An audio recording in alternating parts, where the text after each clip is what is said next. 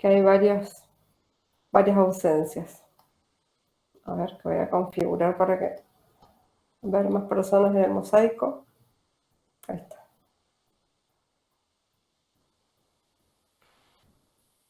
Listo. Los que puedan, les pido si habilitan su cámara, por favor. Y bueno, en todo caso, por ahora silenciamos el micrófono. Cuando haga alguna pregunta, alguna intervención, nos manejamos con el recurso de levantar la mano. Así es ordenado. También el que quiere, puede hacer alguna pregunta a través de del chat, ¿sí? Bien. Esta semana sé que está cursando la burbuja 3, así que por ahí los estudiantes que nos vimos el lunes, si tienen que retirarse un poquito antes, no hay problema, porque la idea es que yo también les dé un panorama como el que di en la clase presencial, así que por ahí pueden haber cosas que ya hayan escuchado y que entonces si quieren, si tienen que retirarse antes, no hay ningún inconveniente, les va. Pero bueno, pensé que iban a haber más de las burbujas 1 y 2, que son los que por ahí necesitarían un poco más este encuentro presencial. No sé si tienen algún parcial o algo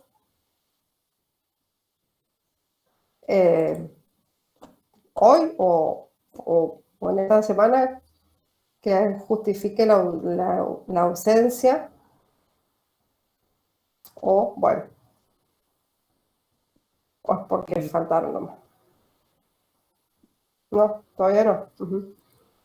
Ahí me comentó Fernanda, la profe Caballer, claro, que se pasó el primer parcial, que era el 23 de abril, al día 30, porque no sé, se le superponía con un parcial de político.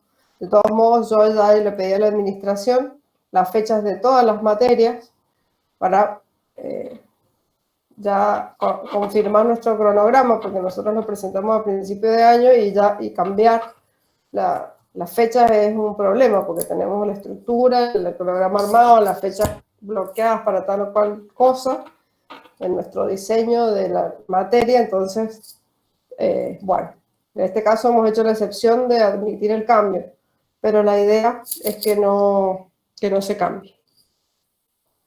Se corta un poco, me dice alguien por ahí. Voy a poner más fuerte el micrófono. ¿Ahí alguien levantó la mano? No sé quién fue. ¿Mercedes? Sí, ¿Quería hacer una pregunta? Sí. Sí. Una acotación, quizás por eso que somos menos alumnos. Los días miércoles, ahí se lo paso al chat. Dice, como hoy, no sé si tendrá algo que ver, como habían podido advertir, el cronograma de clases tendrá lugar la sincrónica a través de Google Meet a partir de las 14:30. Claro, sí. 14:45. Eso es porque Quizás eso lleva un poco a confusión y se conecta. Bueno, Pero quizás, de todos modos yo mandé para que usted un mensaje y avisé que era a las 14 encuentro, excepcionalmente. Lo que pasa es que las otras profesoras trabajan en el Poder Judicial y entonces no llegan, salvo que ahora tengan que trabajar en su casa. Claro, puede ser por eso. Salvo que ahora puedan trabajar en su casa, puedan hacerlo más temprano, pero si cuando están haciéndolo presencial no llegan físicamente de tribunales a su casa. Así que yo excepcionalmente A mí, como no trabajo en el Poder Judicial, no tengo problema en hacerlo a las 14. Y bueno, como sé que también los que cursan tienen que irse, bueno, preferí hacerlo a las 14 para que tengan más el margen de tiempo para movilizarse, los que tengan que trasladarse. Pero bueno, de todos modos, no hay inconveniente con eso. Era porque me llamaba la atención que son poquitos y faltan más de la mitad de los chicos del cursado. Bien. Perfecto. Bueno, esperen que voy a silenciar el WhatsApp web porque me está sonando y me distrae. Bien. Ahí se van sumando y yo los voy admitiendo. Bueno, conmigo veían la unidad 2. Ya yo di unos lineamientos el día lunes a la burbuja presencial. La idea es darlos también aquí. Y explicarles la actividad que está ya habilitada también en el espacio del aula virtual. Bien, en cuanto a la actividad, voy a empezar de atrás para adelante, voy a empezar con la actividad para que se les quede claro y después voy a dar los lineamientos. La actividad es la realización de una infografía. ¿Saben lo que es una infografía? ¿O han hecho una infografía? Hice una en el secundario. No, profe, Bien. no. Bueno, una infografía Mi profe. es como un póster, por así decirlo. Podría ser como un informe, ¿no, profe? En realidad es algo básicamente un recurso en el que se utiliza mucho más la imagen que el texto, ¿no es cierto? Y es para dar información, básicamente, pero información a través de gráficos, donde lo que se escribe es mínimo. Entonces, yo ahora les voy a compartir algunos ejemplos para que ustedes... una pestaña. De cualquier cosa, lo busqué en Google. No sé si se ven. Eso puede ser una infografía. Esta del COVID, donde ponen pocas imágenes y el texto es lo más pequeño. ¿Se ve? Sí, profe. sí, profe, sí se ve. Bueno, este es un ejemplo de otra infografía. Bueno, esa es la idea de una infografía. Que haya imágenes, el texto Pero, es profe, algo reducido. Sí. Va a ser, o sea, es una sola página, por así decir, una sola infografía, o hay que hacer bastantes. No, es solo una única infografía. Lo que ustedes tienen que hacer es seleccionar alguno de los autores, de los filósofos, de los juristas que aparecen en la unidad, ¿sí? En la unidad 2, el que ustedes quieran, Sí. Aristóteles, Cualquiera, Santo sea Tomás, de la antigüedad Rousseau, hasta los clásicos. de todos, El que cualquiera, el que sea. ustedes quieran. El que ustedes Cristianos quieran. también. Bien, perfecto. Todo. Cualquiera de los que están mencionados en el programa, Perfecto. ¿sí? De los que están mencionados en el programa, y tienen que hacer una infografía, ¿sí? Ahí en el aula yo les he puesto, bueno, donde dice trabajo práctico es el detalle de lo que tienen que hacer. Hay un tutorial de Canva, que es el que yo uso para hacer infografías, que es un programa, obviamente, de muy fácil uso, gratuito, pero también hay otros. Por ahí alguien, si ya ha hecho, puede utilizar cualquier otro, puede usar Geniali o puede utilizar cualquier otra herramienta digital para hacer la infografía, ¿sí? La infografía no es un video, ¿sí? Tampoco es un PowerPoint. Ahí en la página está el tutorial. Canva se llama. Pero pueden usar cualquier otro. Yo les sugiero el Canva porque para mí, que soy un adulto mayor, ya es el más fácil para hacer. Es entendible, digamos. Ustedes probablemente, los más jóvenes, quizás conocen algunos otros programas.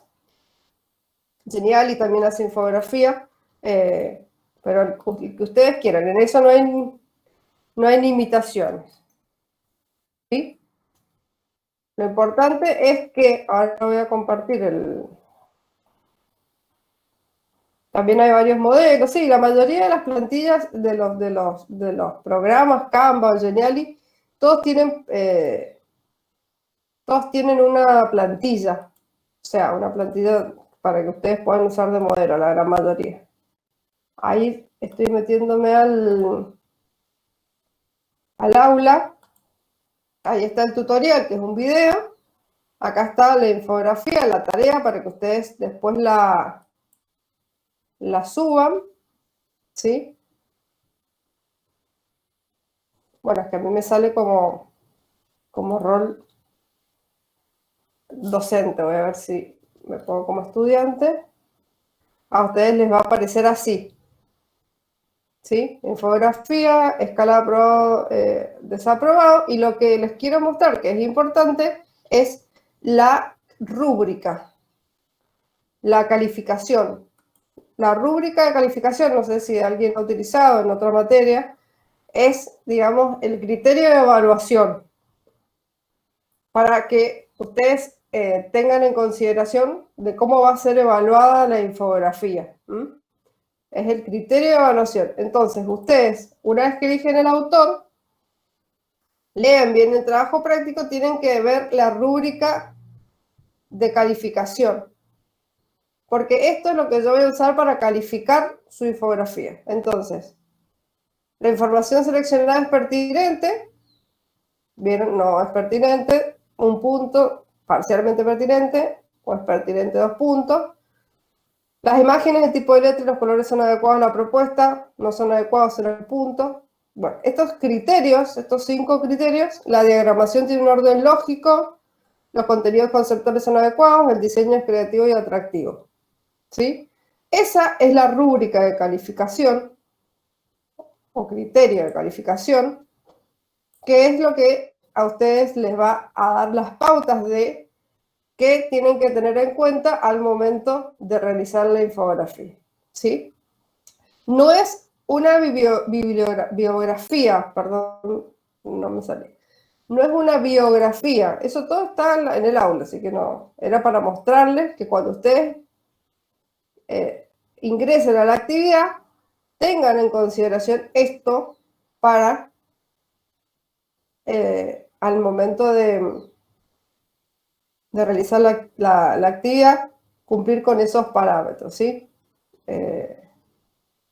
Voy a volver a mi rol docente. Volver a mi rol.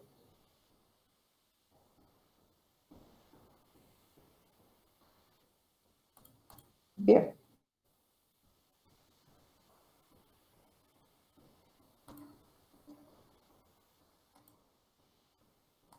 Se dejó de compartir.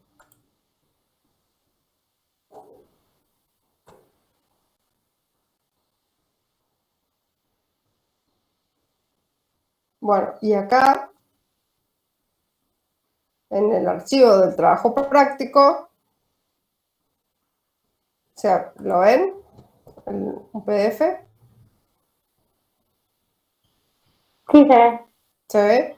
¿Cuáles son las profe. pautas del trabajo? Criterios de Sí, profe, se ve. evaluación, competencia de evaluar, expectativas de logro. ¿Qué es una infografía? Acá dice, un método para representar información en forma icónica y textual para comprenderla fácilmente. Para saber un poco más, acá también está el tutorial que yo después les he puesto y pone los otros recursos, Geniali y Picto Charts. Esa no la he usado, yo he usado Geniali nada más, y les recomendamos usar el Canva porque es gratis y porque es fácil. Principalmente porque es gratis, porque hay otras que son pagas. Y acá la calificación se realizará mediante rúbrica, que es la rúbrica que yo les mostré al principio, ¿sí? Entonces, ¿queda claro cómo es la actividad, dónde tienen que buscar todo? Sí, profe. ¿Qué tienen que hacer? Bien. Perfecto. Sí, profe. Sí, profe. Sí, profe. Perfecto. A ver, en el chat si alguien ha puesto algo. Una sola infografía con un solo autor. Cualquiera que ustedes eligen de los que están en el programa, ¿sí? Está en el programa de estudio. Y la información, como les decía, no es una biografía, no es que diga Aristóteles nació en tanto antes de Cristo y datos biográficos, sino la idea es que utilicen contenidos conceptuales del autor. Esto les va a servir a ustedes para aprender a sintetizar la información y a seleccionar la información relevante. Tengan en cuenta siempre las guías de clase y el programa para saber lo que va en la infografía. Ahí, Chachi, que no sé cuál es su nombre, debería conectarse con su nombre, el que me dice Chachi, ha levantado la mano. No sé. Sí, profesora, discúlpeme que me conecté con este correo, no había visto. Disculpe. Vale, no hay problema. Es que en el grupo que tenemos nosotros de todas las unidades, hay 2 chicas que no se han podido conectar porque están trabajando y le quería comentar eso, solamente. Por eso es que levantaba no hay la mano problema. para que se pueda. Bueno, no hay problema. Déjenme Cualquier entrar con duda el otro correo. Déjenme entrar con el otro correo, ya ver. Sí, o puedes cambiar tu nombre directamente acá, en la configuración. En los 3 puntitos abajo donde dice configuración, puedes cambiar tu nombre, me parece. O donde dice tú.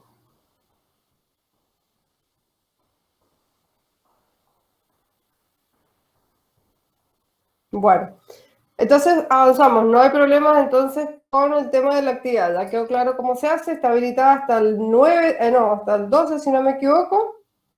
Hasta el 12. Hasta el 12, sí. Sí, la información es la de la bibliografía. No es necesario que busquen información en otro lado. No tienen que salir a buscar información en otro material. La idea es que utilicen el material de estudio y de allí obtengan la información para armar la infografía. Profe, las Básicamente descripciones que es de da, ahí. las descripciones que da de los autores en los PowerPoint o en las guías de estudios no es suficiente. Es como un poco completa. Habría que verla Si de... me copian el PowerPoint, no va a cumplir con los criterios. Listo. La idea es que hagan ustedes una actividad que cumpla con esos criterios. Si yo veo tres infografías iguales del mismo autor y con la misma información, las desapruebo todas, porque no sé quién le copió a quién. Y en eso tenemos un ojo láser los profesores. Y ante la duda, se desaprueban todos. Porque no sé quién fue el que lo hizo bien y quiénes fueron los 2 que lo copiaron. Se saca la información de la bibliografía. Si uno hace una actividad, digamos, de manera individual, no se puede ser igual a la de otro nunca. Entonces, tampoco se arriesguen a hacer algo o cambiar 2 o 3 palabras o cambiarle el color y que sea igual. Esas cuestiones no, porque nosotros tenemos un ojo clínico.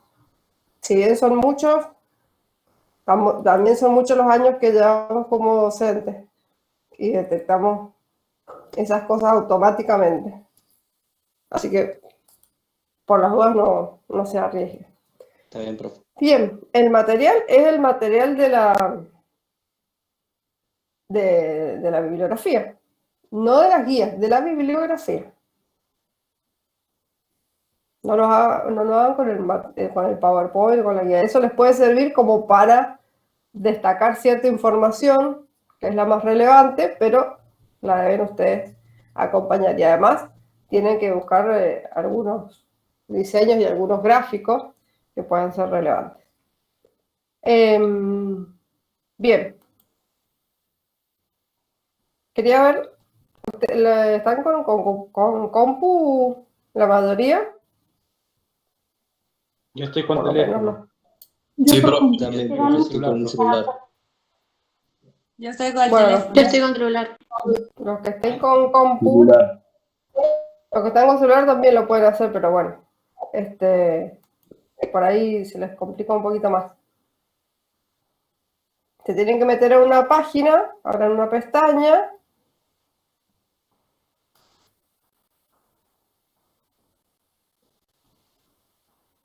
A ver, ya les voy a mostrar cuál es. Se les voy a pasar el link, básicamente, para que sea más fácil por el chat.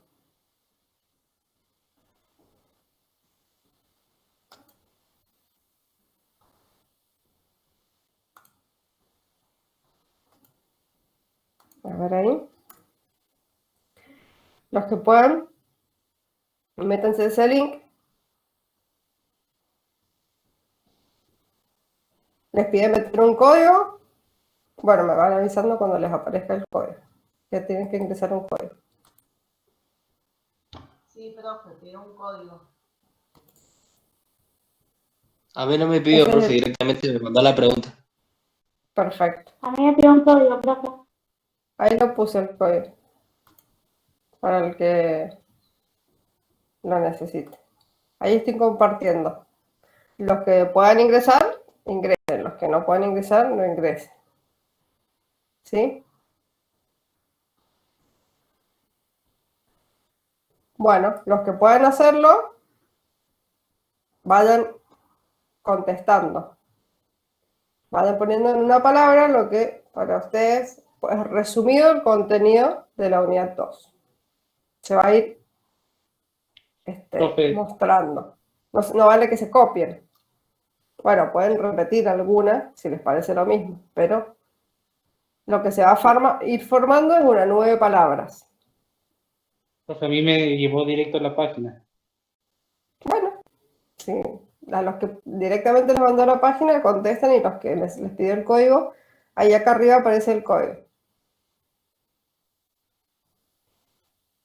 profe, ¿Saben lo que es? Sí, a mí el código me lo marca como incorrecto, no sé si seré el único que le pasa. fíjate Pero que no está arriba, 5305-6945. A mí tampoco, no me deja entrar. pero no usé ese código, pero no me dejó entrar. Capaz que sea porque hay muchos conectados. Si bien en la clase presencial éramos poquitos, pero ahora Puede puede ser ser. porque somos varios. 24 han contestado hasta ahora. Bueno, está A mí bien. tampoco me deja entrar, lo probé 2 veces. Ah, pero se siguen sumando. Mira, acá tengo 27 que han contestado. A ver, por ahí esperen un poquito. 29. El código me dice que es incorrecto. Bueno, no importa. Los que puedan hacerlo lo van haciendo. Yo voy viendo que se va sumando. 31, 32. Aparece. Bien. ¿Saben lo que se está formando? ¿Han visto alguna vez esto? Sí. ¿Cómo se llama? ¿O alguien sabe cómo se llama? ¿Una 9 palabras? Una 9 palabras, tal cual. Bien, una 9 palabras. ¿Para qué sirve una 9 palabras? ¿Alguien sabe? Y para alargar ideas. Sí, Para para formar alargar una ideas definición. o para... Se puede usar para varias cosas, para formar una definición. Se puede usar como Acá, para guía de algún concepto también. sí, tiene muchos usos en la 9 palabras, está muy bien. Acá la idea era que ustedes pudieran sintetizar o pudieran conceptualizar de alguna manera la finalidad o la función que cumple la unidad dentro del programa, ¿sí? Ahí tengo 37 personas, entonces la mayoría ha puesto evolución. Entiendo que lo que han querido poner es que la unidad 1 muestra una evolución histórica en cuanto al fundamento del derecho y al pensamiento. La segunda palabra que aparece más grande es pensamiento. Después está la palabra filosofía, está bien, la palabra evolución también, que por ahí acá, como la han puesto sin acento, la reconoce como una palabra distinta, porque si lo hubieran puesto con acento sería más grande la palabra evolución, ¿sí? Porque el programa, y acá, por ejemplo, han puesto en chiquito la evolución, que también iría a esta palabra más grande. Bueno, ahí estamos, dejamos de... Hay algunos que han puesto información, otros han puesto historia, pensadores, origen del derecho, origen, fundamentos, avance, que también puede ser como evolución, fundamento, evolución, también acá está chiquito, filosofía, conocimientos, origen del derecho, etapas. Bien, está bien. Hay alguien que ha puesto intrigante, que no sé si es porque no ha entendido nada y entonces le intriga y tiene dudas de toda la unidad, o le ha resultado interesante. Pero bueno, Las dos. Pensamos, las dos cosas, pensamos que sea así. Hay otra que puso interesante. Bueno, básicamente la unidad 2 tiene una finalidad, más allá de que lo contamos a través del análisis de una evolución histórica, lo que contamos es básicamente el fundamento del derecho o el origen del derecho. Y a partir de ese primer análisis, lo que vamos haciendo es una evolución de un hilo conductor que se vincula con el justnaturalismo y el positivismo. ¿Sí? Estas dos grandes corrientes del pensamiento jurídico que son como las dos grandes líneas de pensamiento, y entonces nosotros vamos analizando en las diferentes etapas y en los diferentes momentos históricos cómo era esa dicotomía o cómo se manejaba esta línea de pensamiento del justnaturalismo y el positivismo, porque esencialmente o históricamente han sido opuestas, ¿sí? Han sido como rivales, por así decirlo. Era como que los justnaturalistas y los positivistas son, yo siempre uso esta analogía, como los de River y los de Boca, ¿sí? Se odian. O sea, si uno es de River y muere de River, y el de Boca es de Boca, muere de Boca y se odian. O sea, no, son como dos grandes posturas de una vereda enfrente de la otra sin posibilidad de ninguna conexión. Bueno, más o menos así está planteado el justnaturalismo y el positivismo, ¿sí? Los positivistas en general niegan la existencia de cualquier derecho o fundamento que no sea la misma norma, ¿sí? La misma norma positiva escrita o creada por el hombre, y el justnaturalismo siempre en todas sus líneas acuerda de que hay un fundamento del derecho que está por encima de la ley humana o de la ley positiva o de la ley creada por el hombre, ¿sí? Ahora hay que ver lo que se va viendo en la unidad en el momento histórico determinado es cómo funcionaba esa dicotomía, o quién ganaba y quién perdía en esa dicotomía. Y entonces vamos viendo en los primeros momentos, en los momentos del derecho natural antiguo, esto que era superior al derecho humano o al derecho positivo era la naturaleza del hombre, ¿sí?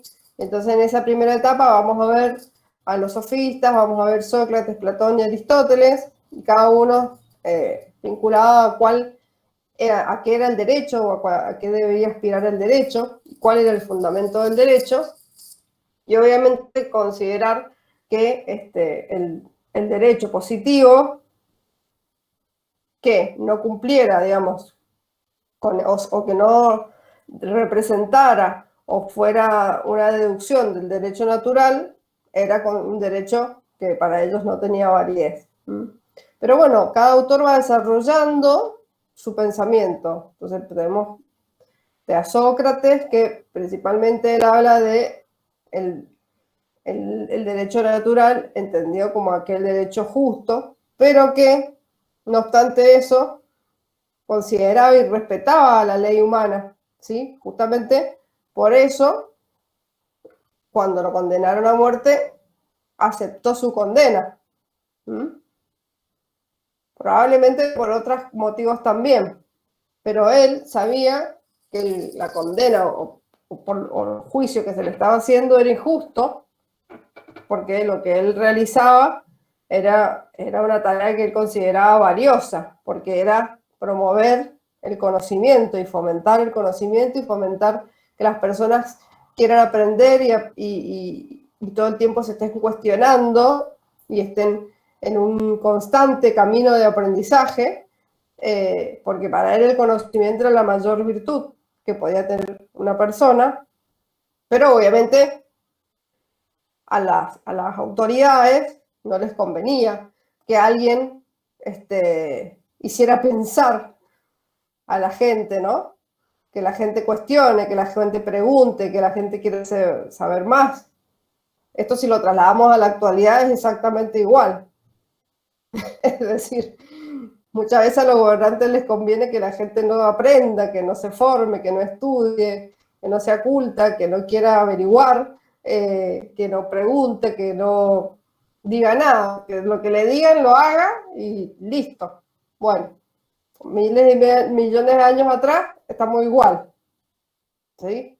Estamos igual. Es preferible, sí, no hago ninguna expresión política en particular, pero yo creo que en general a nadie que esté en el gobierno muchas veces en el gobierno ahora o siempre, les gusta que los cuestionen y que les pregunten y que los intimen con información. Entonces, bueno, como Sócrates fomentaba esto, y más que nada a los jóvenes, ¿sí? Buscaba a los jóvenes y sus técnicas de enseñanza eran novedosas, eran distintas, entonces la mayoría de los jóvenes lo seguían porque les llamaba la atención. Y bueno, él lo siguió haciendo, por más que se lo advirtieron un par de veces, le dijeron, mira, a ver, baja un poquito, no des esta, no sigas haciendo esta tarea, y él lo siguió haciendo. Bueno, lo condenaron a un juicio. Ahí hay unos videitos en el aula virtual donde está el juicio de Sócrates, que está bastante interesante. Si ustedes ven, se utilizaba un sistema de bolillas en la antigüedad, de las bolillas blancas y las bolillas negras, así se votaban, ¿sí? Entonces el Senado votaba la bolilla blanca y la bolilla negra, y si bolilla blanca, digamos, se salvaba, bolilla negra sonaba.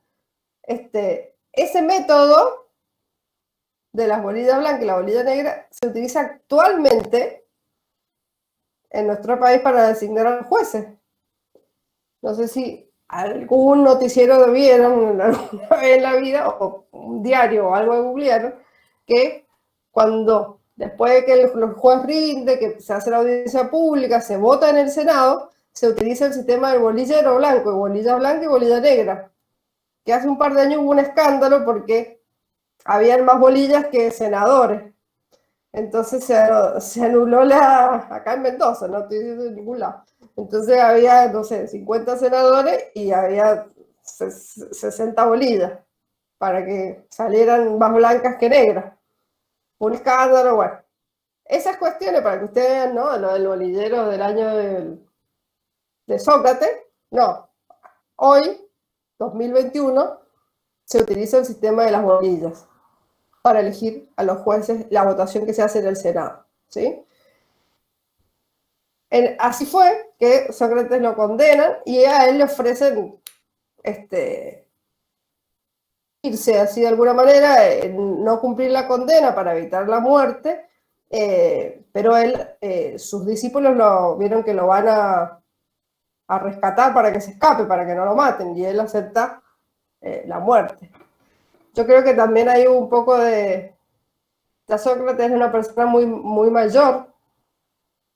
En esa época ser mayor era tener 50 años, o sea, la expectativa de vida en esa época ya tenía 50 años, ya si no te había comido algún animal o te habían matado en una guerra, ya llegabas a los 50 años, eras viejo.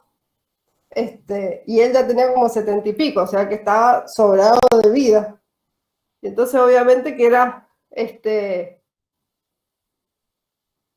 mucho más, por así decirlo, iba a dar más marketing esa muerte que si se escapaba o si rechazaba cumplir con la ley. Pero él, ¿por qué cumplió con el juicio? Porque él decía que entendía que como los sabios eran los únicos que tenían la virtud del conocimiento, él sabía que él y la gente sabia iba a entender que ese proceso era injusto. Pero como la gente que no contaba con la virtud del conocimiento, que en ese entonces era la gran mayoría de las personas, no es que había escuela pública, que la gente iba a la escuela, nada, ¿no es cierto? Eran muy pocos los que tenían acceso a los estudios. Normalmente la gente de algún poder económico más alto, ¿no? Que iban a las escuelas y a los profesores de enseñanzas. Entonces él decía, yo con mi ejemplo, por más que yo sé que es injusta la sentencia, la voy a cumplir para que todo el resto de las personas entiendan que se debe cumplir con el juicio y con la sentencia de las autoridades, porque para él decía que si daba el mal ejemplo iba a poder poner en riesgo al Estado y a las instituciones. Entonces, ahí su frase es, prefiero padecer la injusticia que cometerla, ¿sí? Porque recuerden que en toda esta época la polis o la ciudad-estado era muy importante para ellos, ¿sí? Para todos los filósofos. Ahí se corta. Es que puede ser que tenga, como estoy en la facultad, no haya mucha señal. Me voy a acercar el micrófono. Por si es del micrófono. Bien. Entonces, después pasamos a Platón. Ahí en Platón, vinculado a todo el derecho natural, tenemos que tener en cuenta esta idea que para él, en un principio no eran necesarias las leyes. ¿Por qué? Porque entendía que no solo los filósofos eran virtuosos y tenían la virtud de la sabiduría o del conocimiento, sino que cada persona tenía su virtud. Así tenían los guerreros la fortaleza y el resto de las personas la templanza para el trabajo. Entonces, él entendía y escribe en su primer libro, La República, de que en una sociedad, mientras cada uno haga lo que está destinado a hacer, no iba a haber ninguna necesidad de, ahí te escucho, Julieta, no había ninguna necesidad de leyes, no había nada, no era necesario que alguien me dijera qué tenía que hacer, porque yo iba a hacer lo que estaba destinado a hacer. Pero, si bien luego ven que más adelante Platón escribe otro libro que se llama Las Leyes, que en este libro sí reconoce, obviamente, que no era que Platón era bipolar y una vez dice una cosa y otra vez dice otra. Un libro lo escribió muy joven y otro lo escribió ya muy viejo. Obviamente, en su trayecto de vida fue cambiando su postura en función de las propias vivencias de su recorrido, ¿no es cierto? Obviamente que por ahí los que somos más grandes de acá no pensamos hoy lo mismo que cuando teníamos 18 años. Y seguramente ustedes cuando tengan 40 años no van a pensar lo mismo que cuando tenían 18, ¿sí? Si a mí me dicen ahora, ay, quiero ir al boliche, a tomar un trago y qué sé yo, le digo, no, prefiero estar en mi cama con el acolchado y Netflix y no me sacan ni con la fuerza pública. Y cuando tenía 18 años, no estaba en mi casa ni con la fuerza pública, porque iba al boliche de jueves a domingo, y si había otro día, iba. ¿Sí? Ahora no hay chance que haga nada, me meta en un lugar con gente. Saquemos el contexto de la pandemia, obviamente, ¿no? En el caso normal. En caso normal, si tuviera que ir al boliche, ya el solo hecho de pensar que me empujan, que me pisan, que me queman con un cigarrillo, que me echan un trago de Fernet en el pelo, todo mataría a todas las personas alrededor. Pero cuando tenía 18 años, salía hasta en los diarios. Así que seguramente van a ver que dentro de unos años les va a pasar eso. Van a dormir la siesta, todo eso. Que antes odiaban hacer. Bueno, tengo varias manos levantadas. Julieta primero, después Juan Cruz. Antes de seguir, hacemos esas preguntas. Hola, profe. Quería hacerle una consulta. En el material decía que Platón era seguidor de Sócrates, pero después como que se aleja, como que cambia, algo así. ¿A qué se refiere con eso? Claro, Platón era discípulo. Cuando hablan de discípulos en esa época, era como que era estudiante, ¿sí? Del otro pensador. Empezó formándose con Sócrates como profesor, pero luego se aparta en su pensamiento, en la conclusión de su manera de pensar. Hay algunas cosas en las que continúa, pero hay cosas en las que se aparta, eso significa. En esa época uno fue discípulo del otro, por ejemplo, Platón, claro, fue alumno de Sócrates, como dice Andrés. Platón escribió mucho del pensamiento de Sócrates. Hace un par de años atrás, por ahí los más grandes se acuerdan, un expresidente que ya no vive, pasó un papelón en una conferencia de prensa porque dijo, yo he leído a Sócrates. Y Sócrates no había escrito nada, o sea, escribió Platón sobre Sócrates. Pero bueno, así está. Hay muchas cosas. Pero con razón no había leído a Sócrates, porque no había escrito nada sobre Sócrates. Bueno, Juan Cruz, ¿tu pregunta? Vamos a ver algo relacionado a pensadores romanos o algo así. Sí, vamos a ir evolucionando. En realidad, yo les voy dando algunos lineamientos en general. Ustedes pues van viendo el material, ¿sí? Ahora estoy con el tema de los antiguos, con lo de Platón, que tienen que ver el tema de la república, de las leyes. Después vamos con Aristóteles. Ahí probablemente Aristóteles algo vean en Político. Yo creo que ven algo de Aristóteles en Político. Los tipos de justicia y las formas de gobierno, tengo en mi cabeza de que eso lo ven allí también, así que es importante que puedan ustedes quizás relacionar esos contenidos, pero más que nada, aparte de los tipos de justicia y la forma de gobierno, me interesa de Aristóteles el tema de la equidad, ¿sí? Porque él distinguía entre justo natural y justo humano, ¿sí? Entonces él decía que había justicia. Aristóteles también fue discípulo de Platón. Fueron así en este orden. Aristóteles incorpora un elemento fundamental en nuestro derecho, que es la equidad, porque él decía, la justicia o las leyes tienen el justo natural, digamos, aquellas que se adecuan al derecho natural, y el justo humano, es decir, lo que son justos por lo que decide la naturaleza del hombre. Pero, decía, las leyes son generales. Muy bien, la que aportó una regla mnemotécnica allí. Mariana. Yo sí les voy a contar una anécdota, hago una pausa para contar una anécdota que es muy divertida con una regla mnemotécnica que nos pasó a Pablo. Bueno, Pablo, gracias Pablo, que nos pasó con un profesor acá en la Uncuyo, que es un profesor que no tiene mucha paciencia con los docentes, con los estudiantes.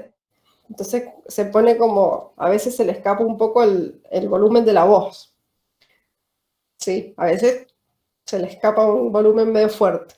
Entonces, yo trabajo acá en la Secretaría Académica, soy la subsecretaria académica de la Facultad de Derecho de la UNCUY, entonces viene y me dice, te vengo a decir que le he gritado a un alumno. O sea, ya antes de que llegara la queja del alumno, se adelantó y me venía a reconocer que le gritó.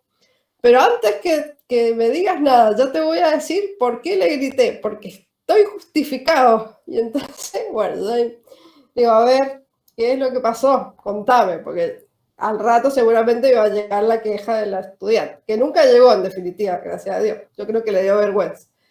Estábamos tomando el examen y le pregunto, da una materia que es de Derecho Internacional, los países limítrofes de Argentina.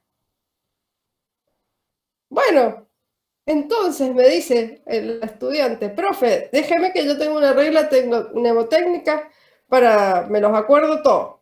Tampoco es que son muy difíciles los países limítrofes con Argentina, pero bueno. Estamos hablando de un estudiante casi de 5º año. O sea, también tiro ese dato para que ustedes sepan la información, ¿no? Son todos los que terminan con "ay". Larga el pibe, ¿no es cierto? Bueno, entonces el profesor, Uruguay, Paraguay. Bueno, le dice el profesor, pero te faltan. Sí, pero déjeme porque yo con la regla me los voy a acordar de todos. Ya todos ustedes sabrán que hay otros países que no terminan con "ay", limítrofes con Argentina, ¿no? ¿Cierto? Bueno, entonces le manda, espéreme, Dubái. Y entonces imagínense el profesor, que ya es fácil de grito, casi se vuelve loco. Le dije que era una bestia, que era un burro, que cómo no iba a saber que ya se está por recibir de abogado, le quedan materias, cómo no va a saber que es Dubái, pero estoy justificado porque me he indignado.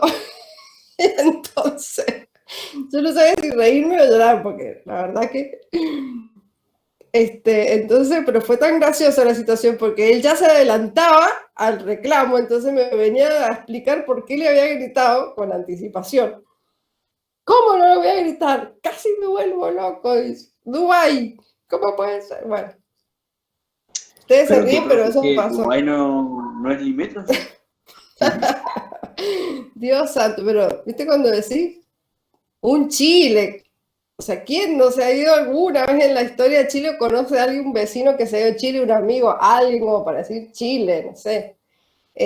Bueno, esa anécdota de las reglas mnemotécnicas.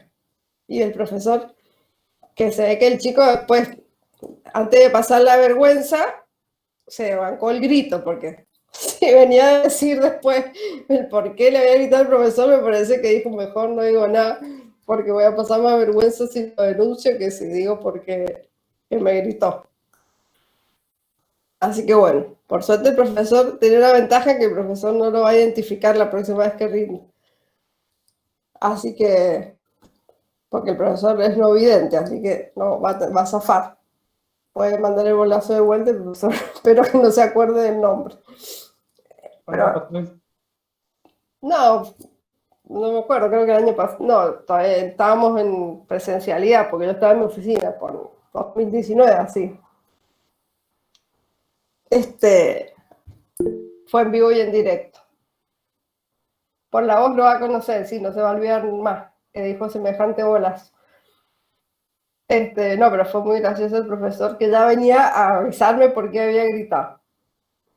Porque como cada tanto venían a hacer una denuncia porque le había gritado, ya estaba acostumbrado, sabía que seguramente me iba a llegar y yo le iba a llamar, hola, mira, trata que las mesas no levanten el tono de voz, todas esas cosas que les llamo cuando hay algún problema de esto.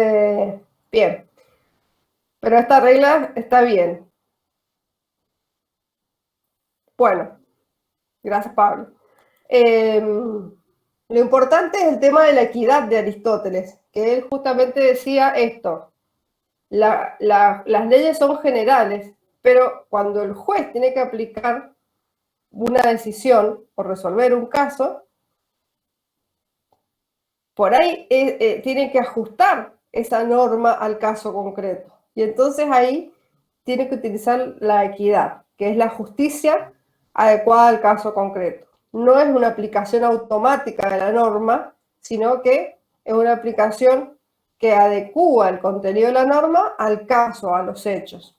Para la época, esto fue de avanzada, porque esto es lo que se discute hoy entre el positivismo y el constitucionalismo. No sé si manejan o han visto en el ingreso del neoconstitucionalismo o el constitucionalismo, que es la corriente que establece que los jueces deben crear la solución al caso concreto, obviamente, y el positivismo es como que el que establece que el juez no tiene que apartarse, solamente tiene que aplicar automáticamente la norma al caso tal cual está. Entonces, el hablar de la equidad en esa época y en ese momento fue todo un dato que para hoy es casi obvio, pero que en ese momento histórico fue de absoluta relevancia. Esta adecuación de la justicia al caso concreto. Del derecho romano es muy poquito en realidad, porque los romanos en principio no fueron muy filósofos, por así decirlo, sino que los romanos fueron muy prácticos, resolvían a partir de las situaciones que se iban dando, de los problemas que se iban dando, eran muy comerciantes, entonces iban creando normas a medida del problema. Entonces había una situación, bueno, creaban una regulación que resolvía esa situación, ¿sí? Pero no hubo un gran crecimiento de pensamiento jurídico. Destacamos a jurídico en ese sentido filosófico, ¿no? Sí, jurídico, porque se crearon muchas normas, como el Código Justiniano, como las institutas, un montón de normativa escrita, o sea, de normativa creada para regular, pero sobre la base de la praxis o de las necesidades prácticas y no sobre las normas creadas sobre una finalidad científica, filosófica, por así decirlo.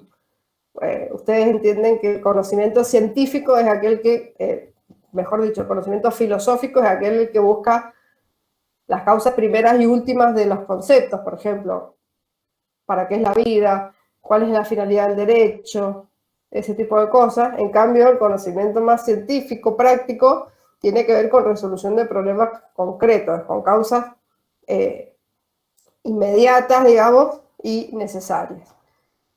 Entonces no hubo un pensamiento filosófico del derecho romano. El único romano que de alguna manera trajo parte de la filosofía griega al derecho romano fue Cicerón, que era abogado también. Entonces fue uno de los que de alguna manera trata de cultivar la filosofía en el derecho romano. Obviamente lo mataron, como la mayoría de la gente en esa época, que no hacían las cosas que les venía bien a las autoridades, sonaban. Así que, frito Cicerón. Y algunos jurisconsultos que están ahí mencionados, pero en esa época, digamos que de alguna manera el derecho positivo fue el que ganó la pulseada en cuanto a esta dicotomía de derecho positivo y derecho natural. La filosofía un poco quedó relegada.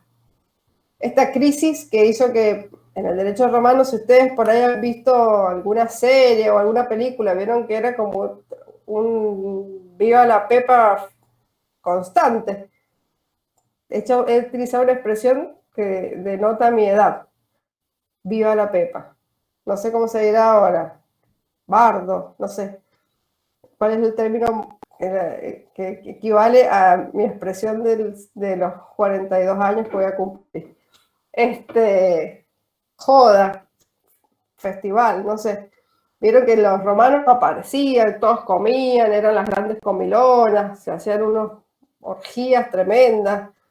un festival total era en esa serie y en las películas. Bueno, porque justamente lo justo, lo moral, lo virtuoso no existía, quedó en otro plano. Era únicamente lo práctico, lo terrenal, por así decirlo, y no las clandes, claro. Ahora se usa, dice clande, está bien. No eran muy clandes, porque esos festivales se armaban a la vista de todo el mundo en esa época. Bien. ¿Hasta qué pasó? Bueno, cambio histórico, aparece el cristianismo y ahí a partir de ahí vuelve a tener un poco de fuerza y empieza a revivir el derecho natural en el sentido de un derecho natural axiológico o valorativo mezclado con la moral. El poder de la Iglesia Católica sube muchísimo y el derecho que se crea como consecuencia en ese periodo es un derecho muy vinculado a las creencias cristianas. Entonces, las normas o lo que se consideraba pecado, por ejemplo, era lo que, lo que se consideraba prohibido o delito era lo que se consideraba pecado. ¿Sí? Entonces, por ejemplo, el adulterio era un delito y fue delito hasta hace un par de años atrás que estaba en nuestro Código Penal. El adulterio. Después, ¿saben lo que es el adulterio? ¿No es cierto? Bueno, ahora eso ya ni se habla de eso, pero en esa época la moral era una moral cristiana, era una moral católica, y entonces, por ejemplo, en el derecho civil, los hijos se clasificaban como hijos matrimoniales y extramatrimoniales. Entonces, los hijos extramatrimoniales eran hijos ilegítimos. Directamente no tenían derechos, no heredaban nada, era como si no hubieran nacido. ¿Sí? Y todas esas clasificaciones, los deberes del matrimonio, los delitos penales, se deducían de los mandamientos, ¿sí? Del no matarás, se deduce, como dice Santo Tomás, a partir de las conclusiones y de las determinaciones, se van creando las normas positivas. Entonces el derecho humano o el derecho positivo debía crearse a partir del derecho natural. Y para ellos el derecho natural era la ley eterna. Sí, ahora no existe más la clasificación de hijos matrimoniales y de extramatrimoniales en nuestra legislación actual. La única clasificación que hay, por así decirle una clasificación, es la de hijos naturales y por adopción. ¿Sí?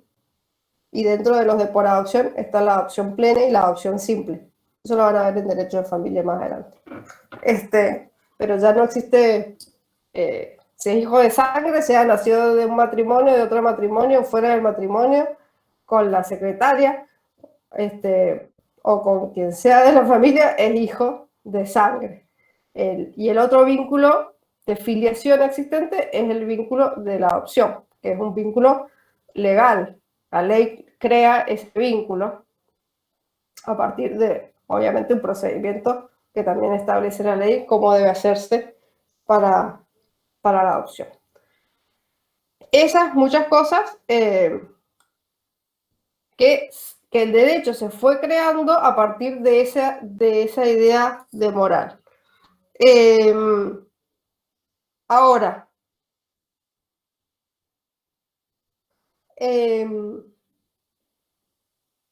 pasamos, en esta etapa existía entonces la ley eterna, que era la voluntad de Dios, la ley natural, que era la voluntad del hombre, digamos, representada en, digamos, es la ley eterna representada en el hombre, y después teníamos la ley divino positiva que agrega Santo Tomás, que son las Sagradas Escrituras, ¿sí? Es el texto de Dios escrito por el hombre, para que ustedes eso lo vean ahí. Y antes de pasar a la otra etapa, había una mano levantada de Juan Cruz. Perdón, creo que la había levantado por accidente. Ah, no hay problema. Ya. ¿Y de Romina? Profe, disculpe, ¿podría repetir la última ley? Porque dijo la ley eterna, la ley natural y la otra se me escapa. Por favor, gracias. Está la ley humana, que es la ley positiva, por así decirlo, y la ley divino positiva. Gracias. Bien. Y después viene la etapa, ya estoy.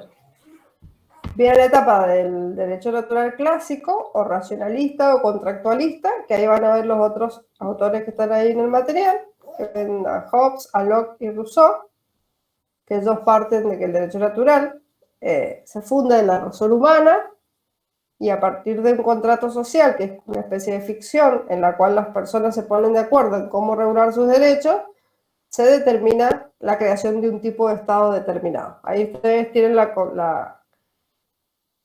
comparación, digamos, en el cuadro. Todo está en la bibliografía, chicos, la clasificación de ley natural, ley eterna, ley positiva y ley divina positiva también está en las guías. Recuérdense que para el que no pueda conectarse a las sincrónicas, todo lo que yo estoy diciendo están en las guías también de estudio, en el aula, ¿sí? Bien, entonces después vemos la etapa contractualista y finalmente esta etapa contractualista da como consecuencia de alguna manera